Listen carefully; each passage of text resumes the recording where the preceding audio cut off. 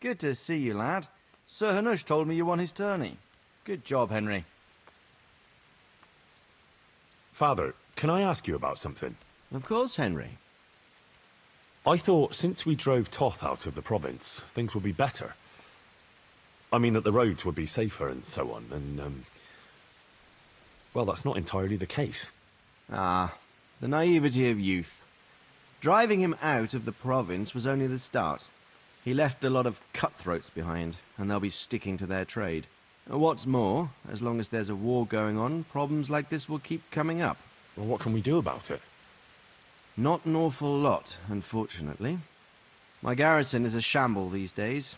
I lost most of my men in Skalitz, and what I'm left with after Pribyslavitz is hardly enough even to guard Pigstein. Let alone guarding the roads and patrolling the rest of the province. I simply don't have the men. Uh-huh. I understand. That is, I didn't have the men. As it happens, you've come at just the right time. Recently, I asked an old acquaintance for help. Sir Kuno of Rickwald and his mercenary band. The men who ride with him are a rough lot, mostly former convicts, but they're as capable as any squad of soldiers. Well, excuse me for being so bold, but there's plenty of mercenaries around. Surely you can find a more respectable band? You have a point, lad, but I'd like to tell you I talked to Kuno because I trust him. But actually my reasons are of a more pragmatic nature. You see, Kuno owes me a favor, so he'll serve me free of charge. So, you want me to join them? Yes, but that's not all. I told Kuno I'd send him a guide, but really what I need is for someone to keep a close eye on him and his men. Someone reliable. And I'd say you fit the part.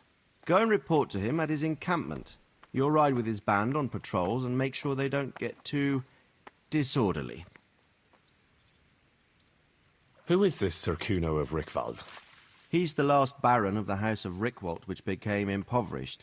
So he took to the mercenary trade, like many poor noblemen do, unless they become robbers, which often isn't all that different.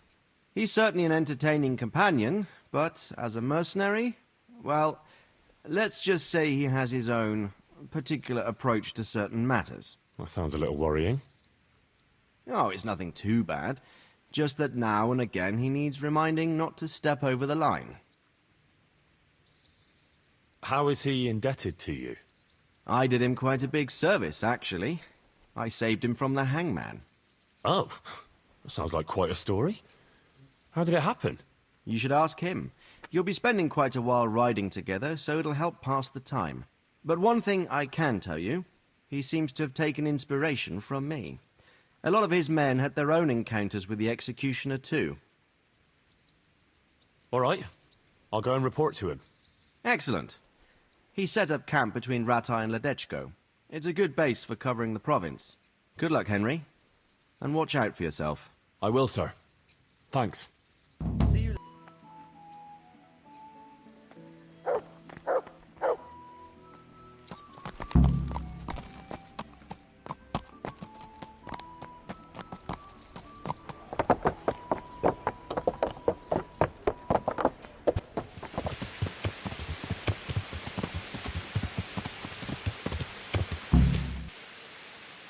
I'll be with you. I'm looking for Sir Kuno.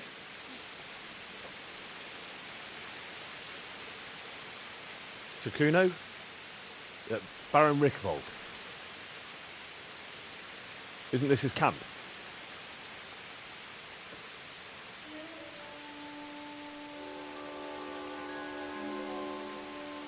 You won't get nothing out of him. You must be Radzig's man. I heard he was supposed to send someone. Yes, Sir Radzig sent me as a guide. I'm Henry. I'm Jakey. And this here fella, we call the Stowe. I can see why. What's up with him? Cat got his tongue? No, more like the dog got it. The executioner's dog. When the executioner ripped it out of him. Anyway, you better come along with me. I'll introduce you to the other fellas. And the chief.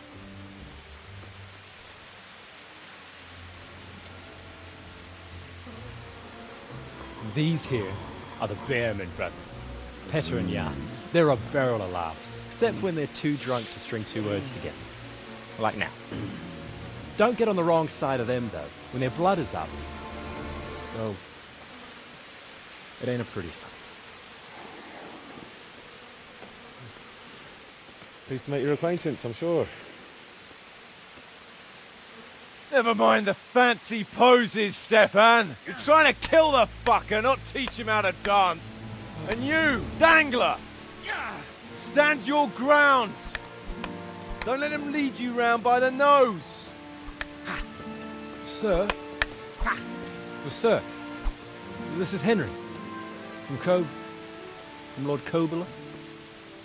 Ah, it's about time Radzig got round to this. We need someone who knows their way around these parts. Leave off with the bowing and curtsying. You don't hold with that tomfoolery here. Jakey! Where the hell are you sneaking off to? Go to the farm and get water. The lads are thirsty. But I went last time. And you'll go next time, you ungrateful pup. Get your ass moving. Snot-nosed brat.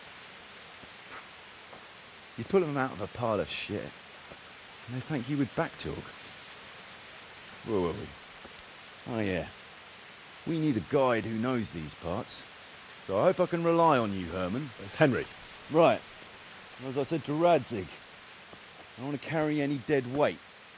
We could find ourselves in some very tight situations where every sword counts. I know how to handle a sword, all right. I've heard a lot of fellas say that. They still ended up on the wrong end of one. We'll find out. Stefan, take a break. Dangler, let's find out what Harold here can do. Sure. No problem, Chief.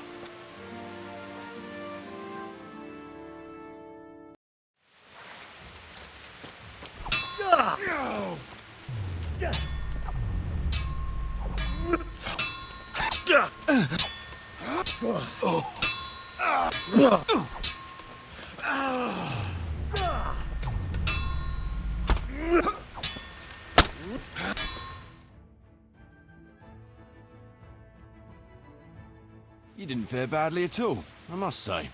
You can ride with us. All right, good. Thanks. Don't thank me yet. You don't know what you're letting yourself in for. Sir Kuno, can you tell me something about yourself? Drop the sir. That title brought me nothing but grief. But what do you want to know? What about your debt to Sir Radzig? How did that come about? A twist of fate, lad. I was fighting in the hostilities between the House of Schallenberg and the town of Colleen. Some trade dispute it was, and I fought under the Schallenberg colours. In the end, the two sides negotiated a truce, and I rode to Colleen with the delegation that was to parley there. We stopped off at an inn on the way, and it was there that I met Radzig Kobyla. I could tell at first sight he was a man after my own heart. A likeable rogue, with a sharp mind and a merry soul. We spent the whole night drinking together and talking, and in the morning we set off together, with sore heads, but in good temper, since he was travelling the Colleen same as I was. Only, once we reached the city gates, they arrested me on the spot. Seems the burghers had it in for me, since I'd been making their lives hell for a good 6 months. On the other hand, I was a member of the peace delegation, so by rights, they shouldn't have even looked at me sideways. And then it hit me why Radzig was there. Colleen is a royal city, so he was there to represent the king's interests. I see. So he was on the other side. That's right. Anyway, they threw me in a dungeon, and a few days later word reached me that the Schallenbergs had reached an agreement with the burghers. Only part of the deal was they would give them my head. And I'd surely have ended my days swinging from the town battlements if it hadn't been for Radzig. He liked me, and he could see it was a dirty trick, so he somehow squared things with the city council. Lucky for you. Indeed. I owe my life to Radzig, and I'll never forget it. He's asked me twice before for help. This is the third time, and how could I refuse him? Sir Radzig told me the Rickvold family lost its wealth. How did that happen? There's all sorts of ways to become impoverished. Nothing easier, especially when your father's a fool. and your mother's mad as a bat. Oh,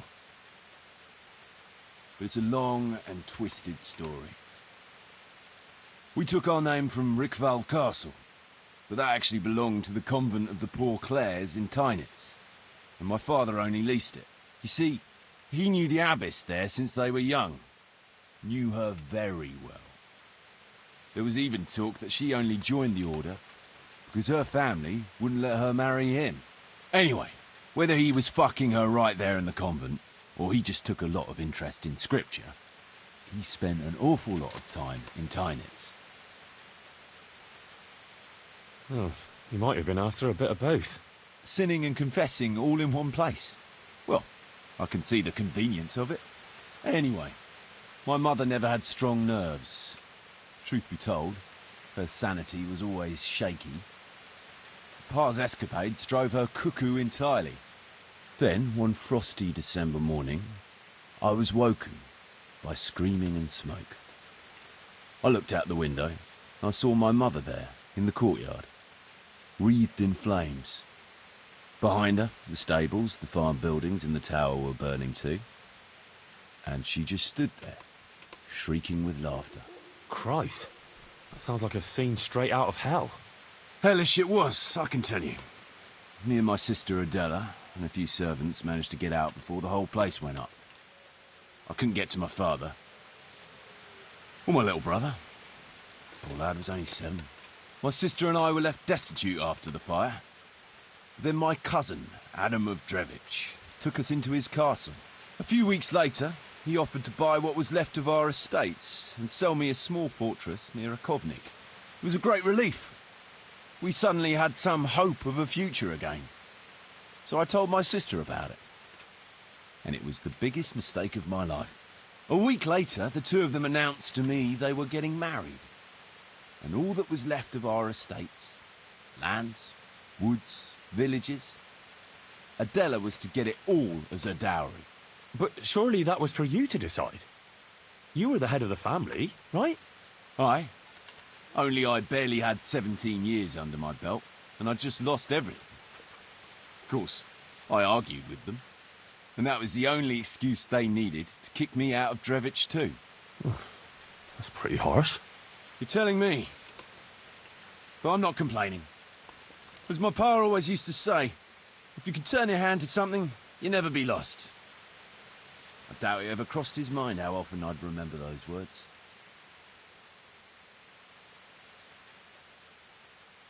Should we ride out? No point in going out now. It'll soon be dark. Come back at first light and we'll get going. All right. You can sleep here in the camp if you want. There's room enough. And you ought to get better acquainted with the fellas.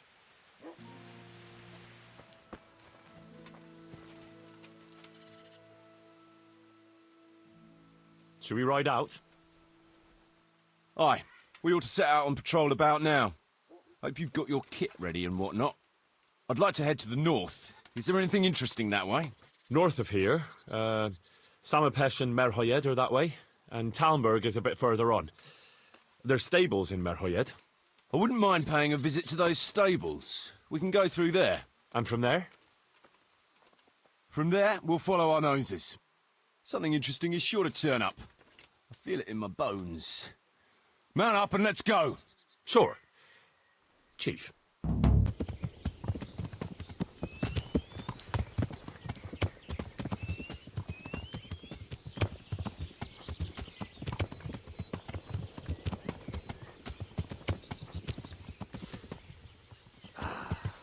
What a fine day, eh, brother? Indeed, brother. You know what I like best about days like this, Jan? The scent of chamomile wafting from the hillsides. Among other things. Like the rounded hills, rising, purtling, all soft and pink in the sunlight. And the fertile valley below, spreading wide and inviting. Dew glistening in a mossy hollow. The sweet aroma of honey in the air. The sturdy poplar, standing tall and erect. Aye, it reminds me of that day. That day where the two of us fucked Fletcher's ma. Very droll. You'd make a stuffed bird laugh. Your ma's a stuffed bird. I stuffed her myself. I can't smell any chamomile. Well, men, how are things? May I? Yes, Fletch? How shall I put it? I'm a little concerned about the prospects in these parts, Chief. Oh? How's that? I've been looking around, and if you'll pardon me, it seems to me that we've been stuck for a long time in the arsehole of beyond. It's not Paris, France, I'll grant you. What I mean to say is, I haven't got any new kit or arrows since the day Jakey joined us. It makes me uneasy, Chief. I see. What about the rest of you? I don't know what Fletcher's moaning about. There's plenty of booze and loose wenches nearby. Not to mention fools in the taverns who don't know when to stop rolling those dice. Dangler? It's the arsehole of beyond everywhere we go. It always makes me uneasy. Jakey? Fletch can complain.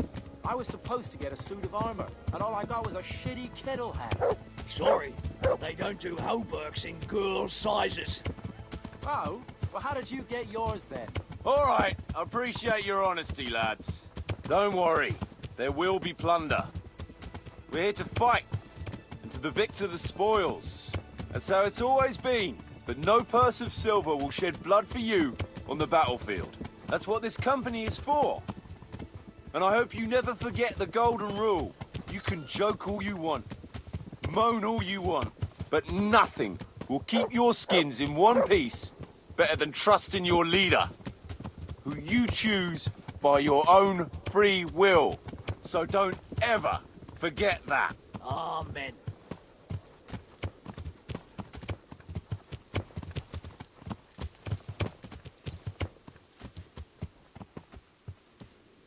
Chief, I think there's something going on over there.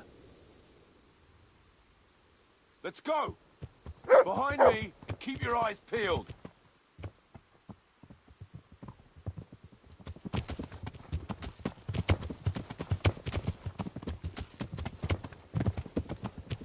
Yeah.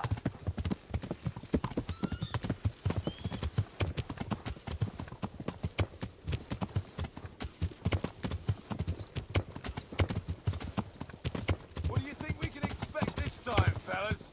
Groschen, hidden in a piss pot under the bed. A nice chunk of beef no one there will be eating. On account of it'd just fall out through the holes in their bellies, eh, brother? My mouth is already watering, brother, and I ain't even touched a purse yet.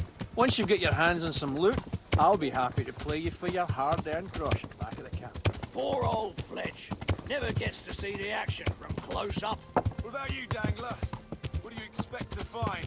Futility in human suffering, like always. Always full of good cheer, eh, Dangler? Why don't you take a leaf out of Stone's book and shut the fuck up? Jesus, I wish you'd all shut the fuck up.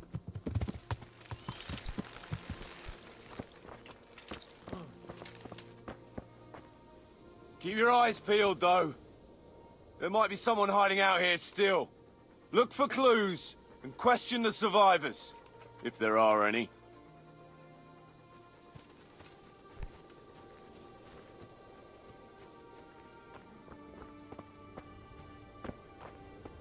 Jesus Christ, what a massacre.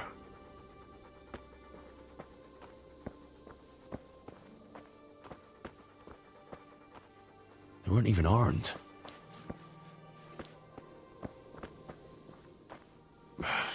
Looks like it happened fast.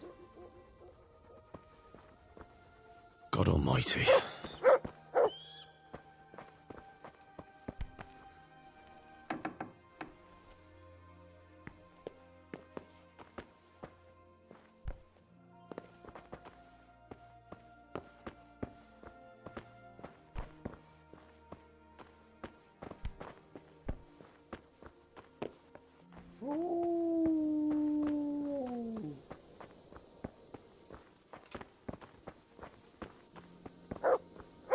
No signs of resistance.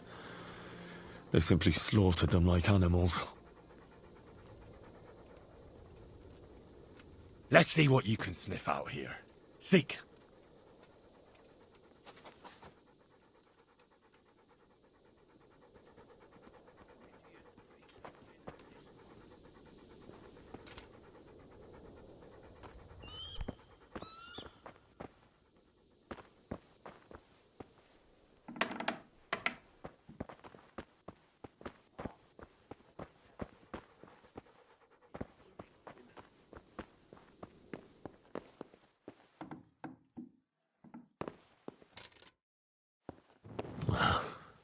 Poor wretch.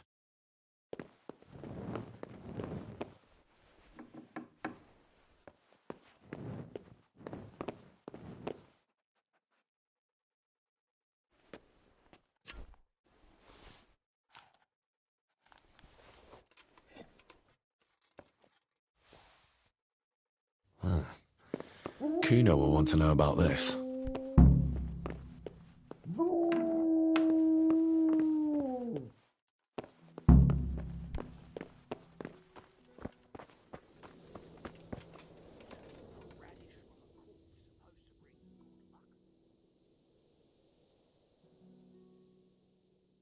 I found this shield in a shed along with a letter.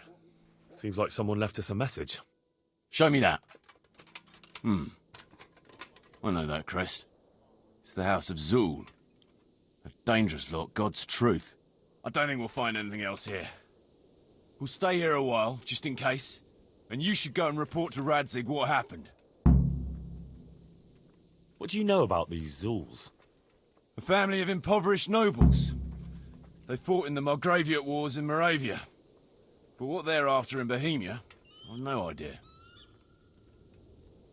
I thought I could go and search for those raiders. They might not have gotten very far yet. All right. It's always good to have an extra pair of eyes.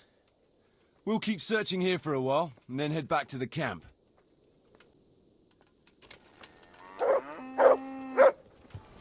Here.